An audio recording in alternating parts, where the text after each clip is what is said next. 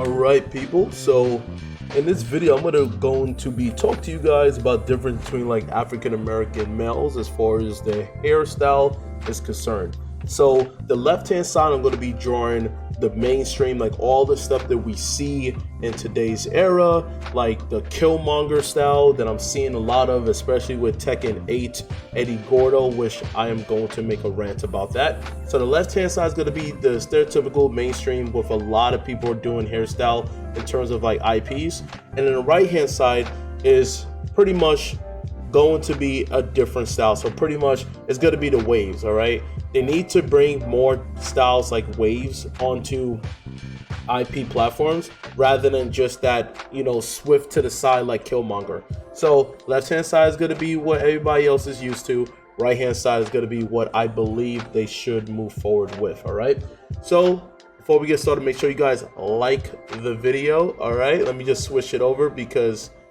you know, like Fonz. Hey.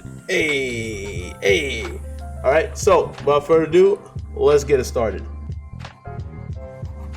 I'm gonna have his head tilted slightly up, and I'm actually drawing out of my imagination. All right, so there is no reference that I'm looking at, but I do remember the way a lot of the IPs are represented with African American males. All right, so quickly just draw him like right here, give him a little bit of an Adam apple, why not?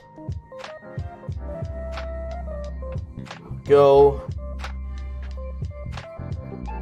And then the infamous hair on the side, which I'm like, ugh. All right, so it's always either whips left or right. This time I'm gonna just whip it real good. I'm gonna whip it to the left hand side because you see so much of this, but funny enough, you do not see this in real life. You do not see a lot of African American males, right?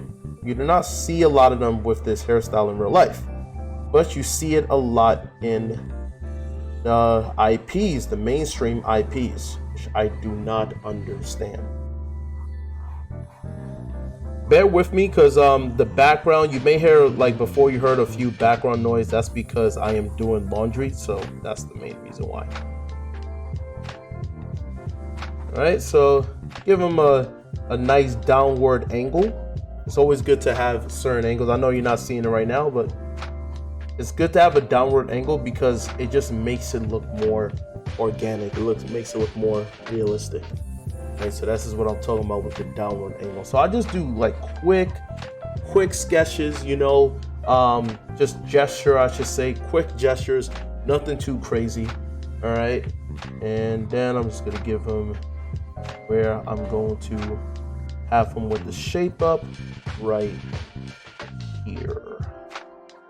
Making it a little bit darker because now I am more committed to what I'm creating. I'm gonna give him thick eyebrows. I do not know why, but people like this whole cut on the eyebrows for some reason. Cheekbone a little bit, give him a little bit of a cheekbone. All right.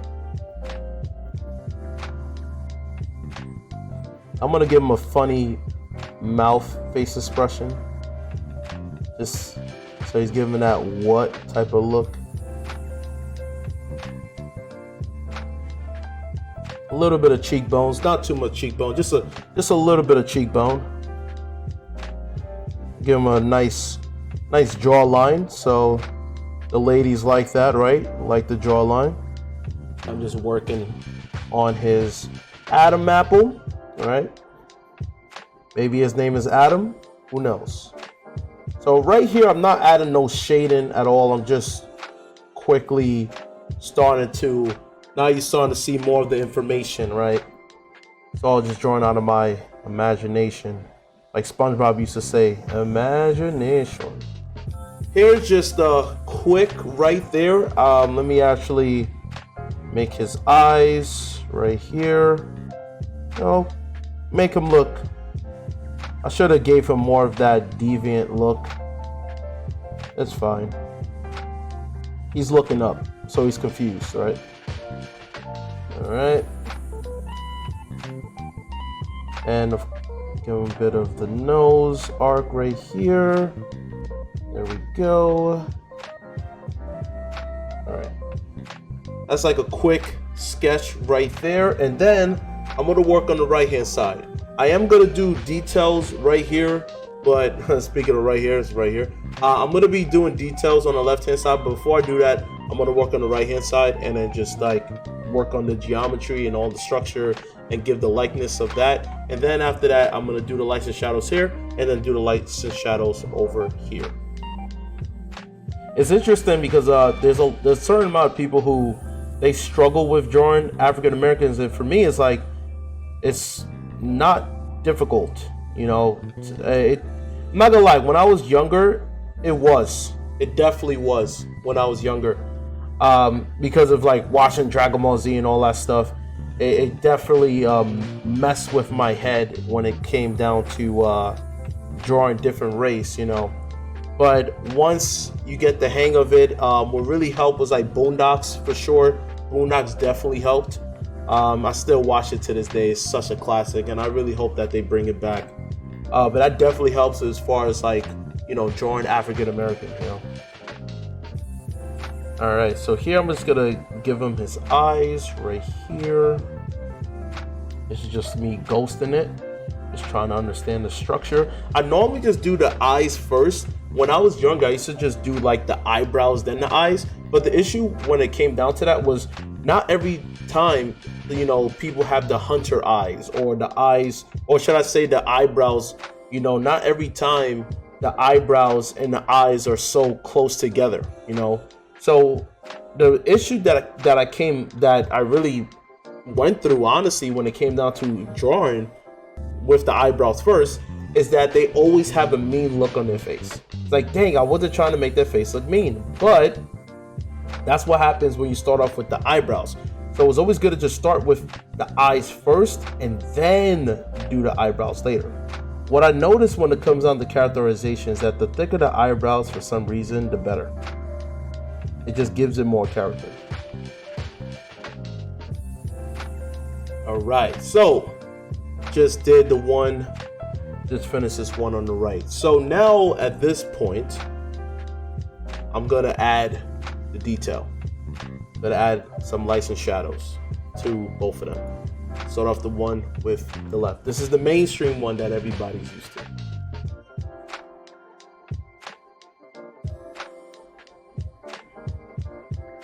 See, now everything is bold. Now I'm going bold. Now it's darker.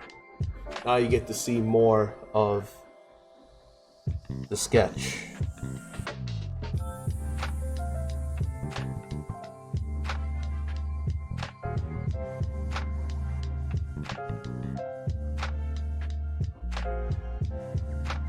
There we go, working on this side of the eyes.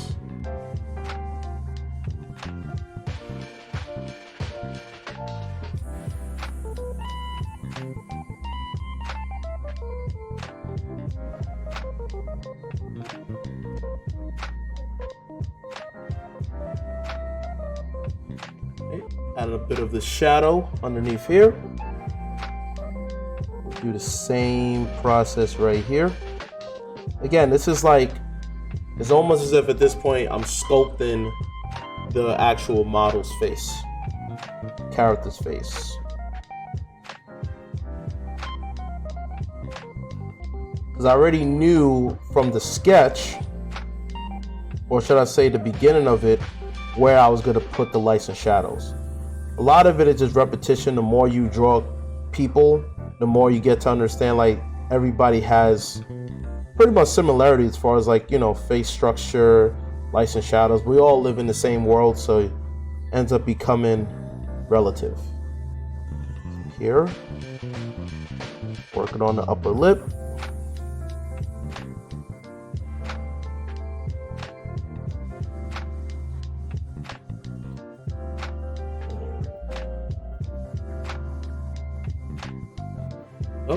And then working on the bottom lip. And usually when it comes down to people's lips, the upper lip is darker than the bottom lip. I remember my art teacher told me way back, I'm surprised I still remember this. He said the reason why that is the case is because of sunlight. Your upper lip is more exposed to sunlight than your bottom lip. I don't know if that's necessarily true in terms of our biology, but he's probably onto something. All right, just continuing on with the face. See, I did a bit of the shadows right here just to understand, give it the structure of his nose, so that way it gives that three-dimensional feel to his nose. All right, so then that's that, and after this I'm going to work on the hair. Again, since this is demonstration purpose, I'm not really trying to make this look like a full-blown, you know, rendered illustration.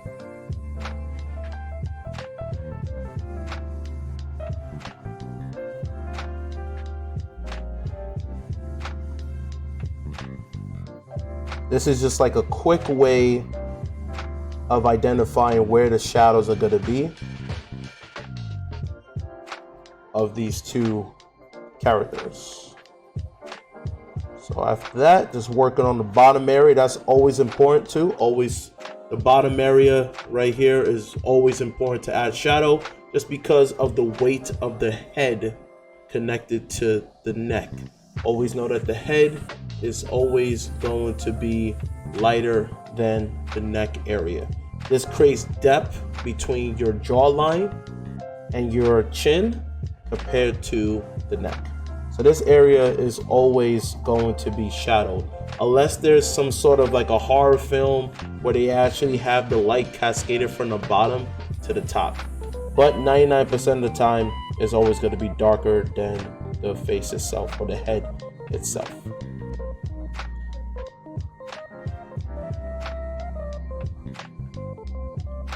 Right. Now, gonna work more on the hair. Just making it darker. Not gonna spend too long on it. Just making it darker so it can be more visible.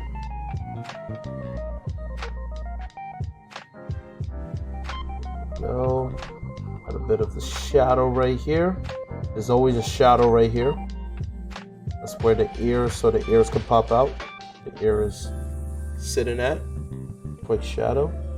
And now, at this point, I'm going to add some shadows, not too much shadows, on this hairstyle. This is going to take a little bit of an angle from this area, the hair.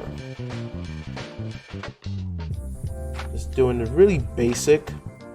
Just, it's almost like I'm scratching it, you know, just doing that so that way the value can pop out more at the other side.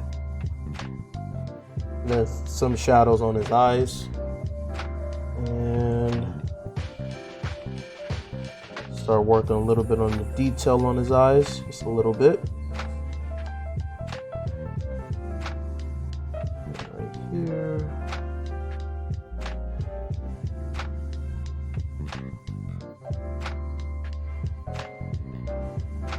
A little bit of that.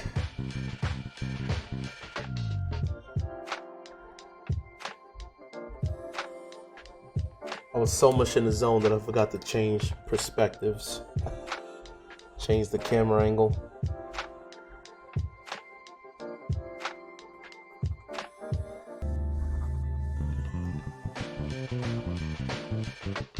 Right here, just put in more shadows amongst the hair. So there you go. That's this hairstyle. So now we're gonna go into waves. Wave after wave, wave after wave. So slowly drifting away. And it feels like I don't know the rest of it. I'm saying I'm going to work on the next one. I'm like in the zone on this one still. All right. Work on this one. Okay. I'm gonna make his eyebrows darker.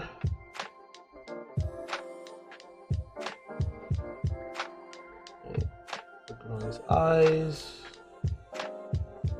I really made his eyes pretty darn dark. Little bit of, I might do a little bit of cross hashing. In case you don't know what cross hashing is, this is stroking two sides of shadows. So this is one side, and the cross hashing is like the other side, so that you just see a cross between two strokes. Give him a little bit of like concern on his face. Make him look a little focused, a little bit upset. He's a bit more content. I made him smile a little smirk. That doesn't hurt. I really am excited to work on the waves. How good of a job I can do.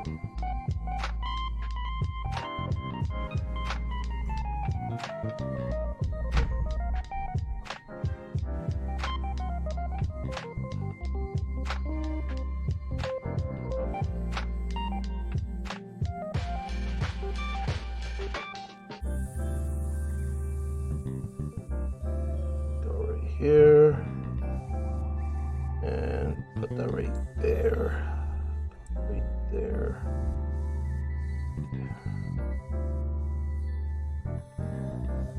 right. Now add some shadows right here.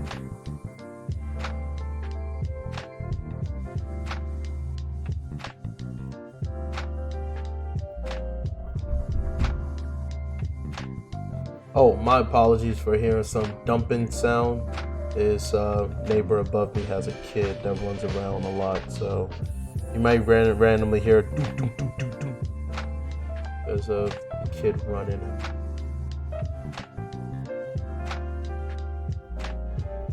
Okay, so I'm just working a bit on the hair, especially with this one because it's waves, so I gotta try to do it justice, you know. Gotta try.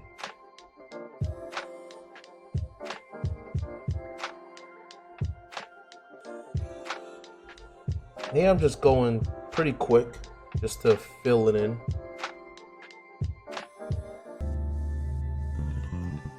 Wave after wave. Just filling it in. I'm actually doing it individually on each pocket of the wave. That way it just gives it that look to it, so it can look more shiny as opposed to just having it completely matte.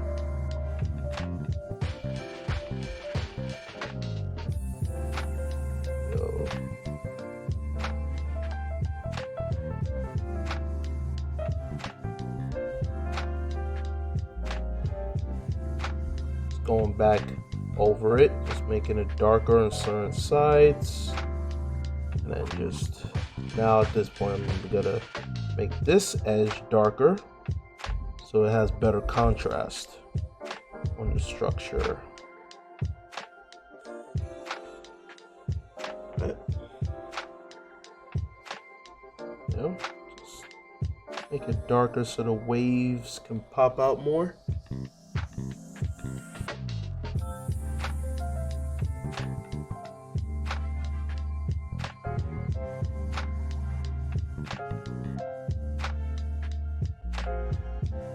And also just the outline, so that way the whole structure can pop.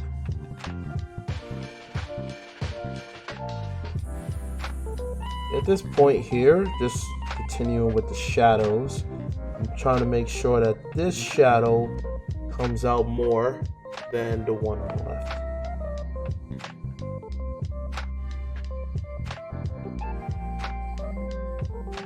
I'm gonna give him that reflective lighting, which I like to do a lot.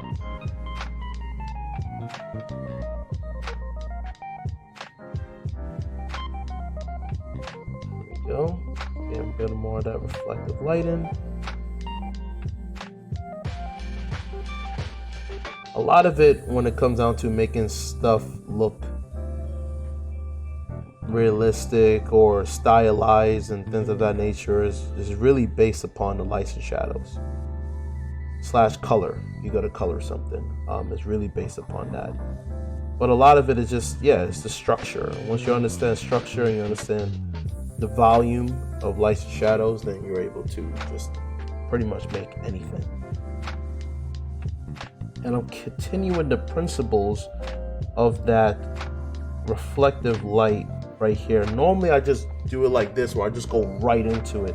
It's almost as if there's a line right here where this part is harsh, and then I kind of just fade it out. And now I was like, okay, look at that. Go from really dark to just light. Fades out. That's how you create that reflective light. And then from here, I'm just gonna do this right here, which is his never understand the exact terminology of it, but just I guess the muscle on the side of the side of the skull, I guess. I always want to create that for volume purposes. So it's going to be a little bit deeper, not too deep, just a little bit deeper. Then create this right here, make this darker on his ears.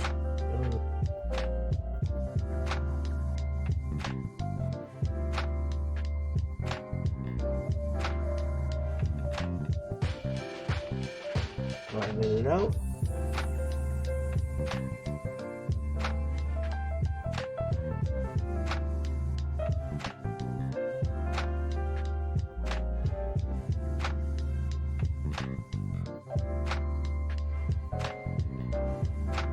Just working on the volume of his neck.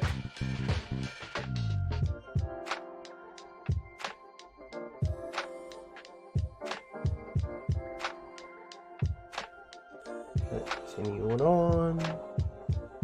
And his traps.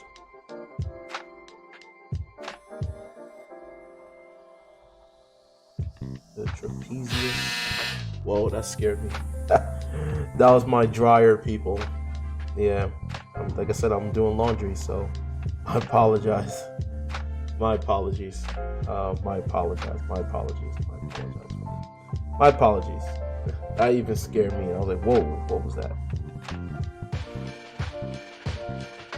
I guess it told me, like, time is up, right? Time's up. So there you go. You got the left hand side and the right hand side. This is more mainstream. This is what I wish they could push more, which is having waves. So I would just I guess bring it closer here as well. So what do you guys think in the comment section below? Which one do you prefer aesthetically, the left or the right? Don't get political now. All right. And also, if you guys want me to do more stuff like this, I could do drawings of African American women, and also different types of race, different types of characters. If you guys want me to do different character designs, just let me know. Any suggestions is greatly appreciated on this channel, since this channel is brand new. Let me know down below. And until next time, guys, don't forget to like the video. I'm out of here, people. Bye-bye.